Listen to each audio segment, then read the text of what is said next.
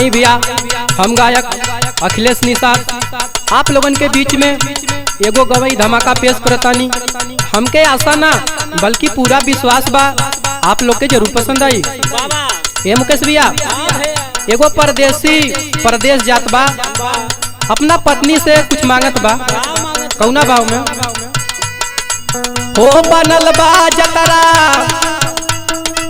हो बनल बा जतरा, चुम्मा दे दहो सजनिया, बनल बा जतरा, चुम्मा दे दहो सजनिया, बनल बा जतरा, चुम्मा दे दहो सजनिया, बनल बा जतरा।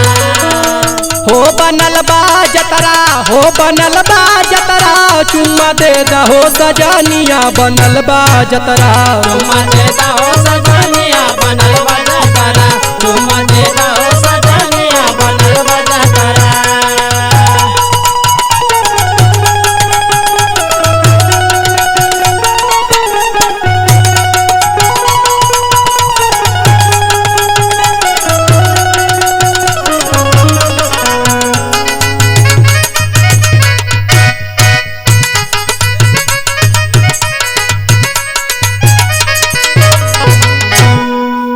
जब परदेसवा कलेसवा मिटई है, जब परदेसवा कलेसवा मिटई है, अरे ले दूसरी औरत पराई खतरा, चुम्मा दे दहो सजनिया, बनल बा जतरा, चुम्मा दे दहो सजनिया, बनल बा जतरा, चुम्मा दे दहो सजनिया, बनल बा जतरा, बनल बा जतरा,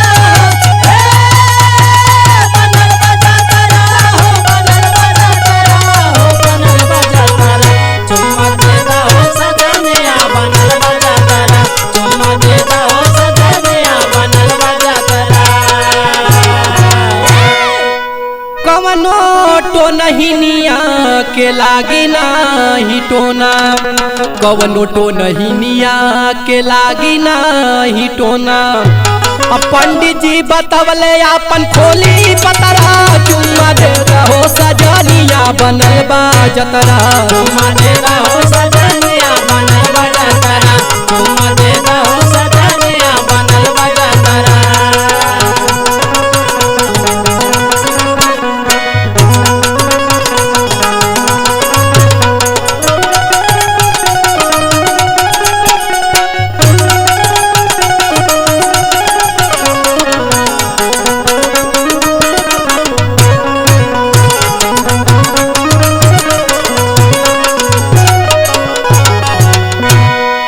आज के दिनवा शुभ बाटे मोरी रनिया, आज के दिनवा शुभ बाटे मोरी रनिया, दाया राम अर्जुनिया अखिलेश का अंतरा, चुम्मा दे दहो सजनिया, बनल बा जतरा, चुम्मा दे दहो सजनिया, बनल बा जतरा, चुम्मा दे दहो सजनिया, बनल बा जतरा, हो बनल बा जतरा, हो बनल बा जतरा, चुम्मा दे दहो सजनिया, बनल बा जतरा, चुम्मा दे दहो सजनिया, बनल बा जतरा, चुम्मा दे दहो सजनिया, बनल बा जतरा, चुम्मा दे दहो सजनिया, बनल बा जतरा।